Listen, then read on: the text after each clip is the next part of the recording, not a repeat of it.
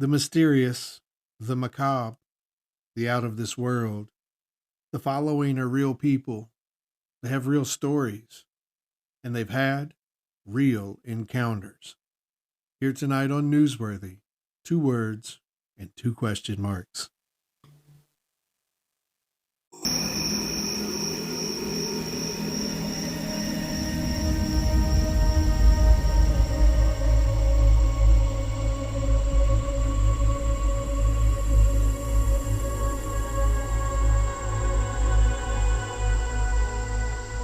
He's alive! Have you checked the children? Get out!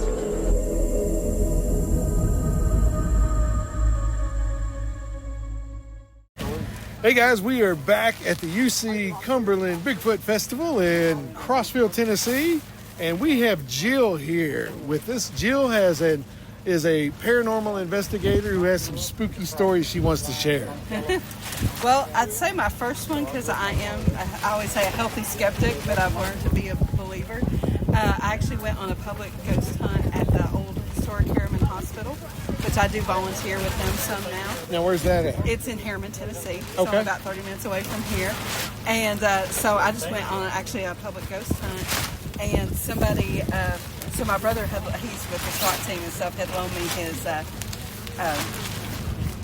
black light glasses, Right. and as soon as I got up to the floor, like I said, complete skeptic and everything, and I looked up and I had the night vision goggles, that's what I'm talking about. Yeah. And there is this person, they look like they're about 6'4", big burly guy right in front of me. Oh, geez. And it's still probably dusk. It's about 6 o'clock this time of year, so light's still kind of pouring in. And the only people that were on the floor was me, and then two of my friend and then her daughter was with us. And we had been the first one to make it to the floor. But he's standing, so I took him off real quick, and I turned around and I said, was there somebody up there with us? And they're like, no. And I said, I just saw this huge person in front of me. And they're like, yeah, and it's a dead hallway. Nobody can get to that. So we're investigating the rest of the night.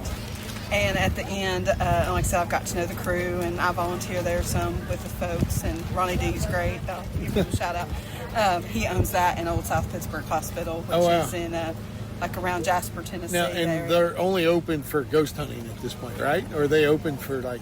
yeah, the hospitals are officially closed as far as hospitals. Gotcha. They've built new hospitals. But Ronnie came down from Chicago because they were fixing to demolish both or at least the Harriman Hospital after they built the new one. So he bought it, and he bought South Pittsburgh. And so they actually will do private ghost tours. Oh, nice. And so you can pay to do private ghost tours, and they do public hunts about once or twice a month as well. But that was just crazy. So at the end of the hunt, they were like, so did anybody have any experiences? So I was brand new to the thing.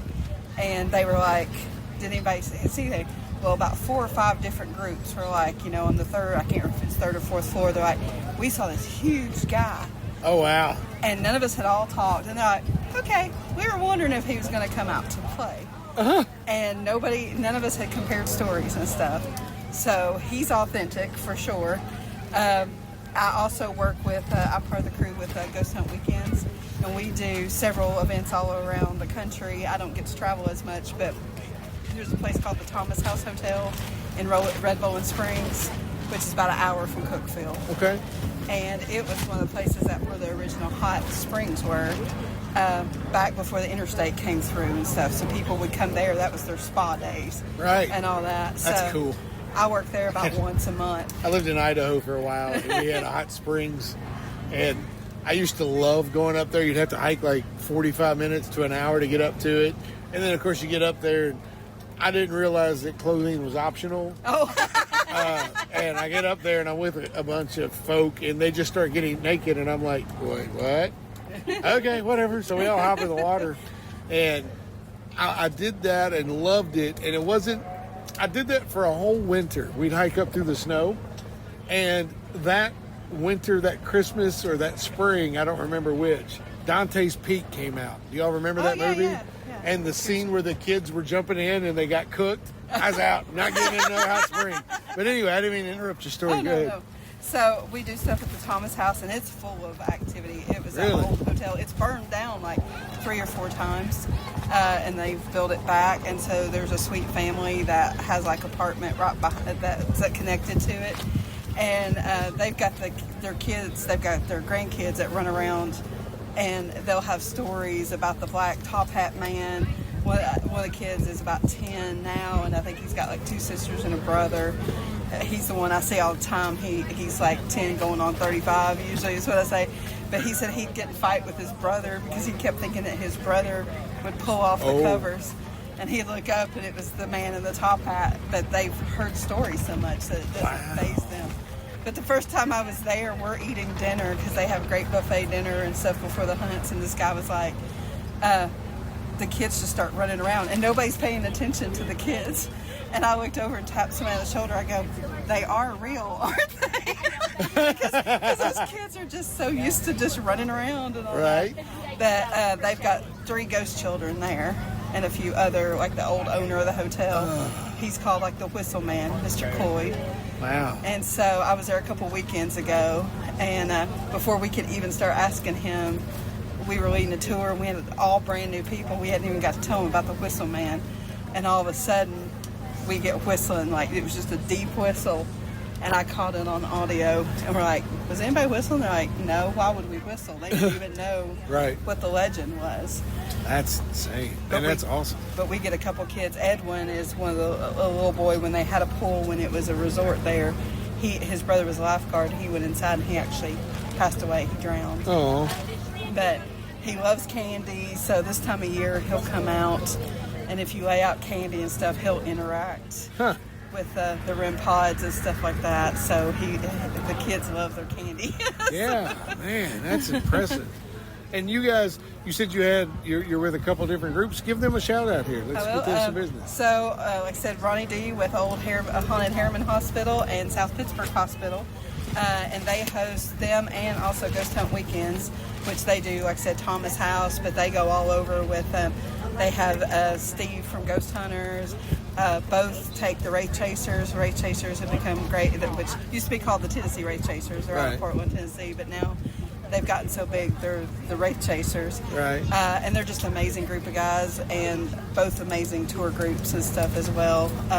And I've worked with some with Chattanooga Ghost Tours as well, aiming for that. That's awesome. But I fell into it kind of accidentally. I went with, like I said, went on that public tour for Ghost Hunt Weekends, or to Harriman. And then my friend asked me to do the Gainesboro hunt, and she's out of it. She's like, this is too much for me. I can't do this. And the first time we did Gainesboro, there was a monument there that they think is a burial site. Right on downtown Gainesboro and stuff, and they're like, we're not quite sure where it is, but it's in honor of like a settler's family. And I was there Friday night, and we were getting no activity, had never done anything, done little trolley tours and stuff, and I started asking questions. And they have a thing called a K2 meter that registers, you can use it to get electromagnetic fields if you're an electrician or whatever. And I was getting direct responses to my questions. So Chad, that's the leader of Ghost Hunt Weekends, he's like, are you coming back tomorrow night? And I was like, well, I live an hour and a half away, wasn't really planning on it. And he says, just come back. He said, you've got some sort of energy that they seem to like you. Well, the next night, same thing. Stuff was quiet. And he said, do your thing. He had never met, that was the first time he'd ever met me. And he asked me to be part of the crew. And it's just been that cool from That's ever awesome. since. But we've done the Titanic. He's the only one that's allowed to do the Titanic in Pigeon Forge and Branson. And so we'll go, Wraith Chasers does that. And we've actually had, because of all the haunted artifacts and stuff, because everybody goes, you guys know that's not the real Titanic, right? That's the number one thing we hear, like, but the artifacts are really, really haunted and stuff like that. So it's crazy. Any specifics you want to know about? No, man. I love the fact that you guys are able to do that you're able to reach out and touch. And I have an aunt that is very open. Had she had any formal training, she would be a superstar. But I absolutely believe in that realm. It takes so much energy for them to make those things happen. So for them to reach out to you, that says something about you. Jill, thanks for coming on the show. And just for the record, Jill has sworn she didn't actually push Jack down the hill. Absolutely. He tripped. He tripped. That's her story. Whiny, but he That's tripped her on story. She's sticking to it. Jill, thank you so much for being on here. Nice to meet you. You too.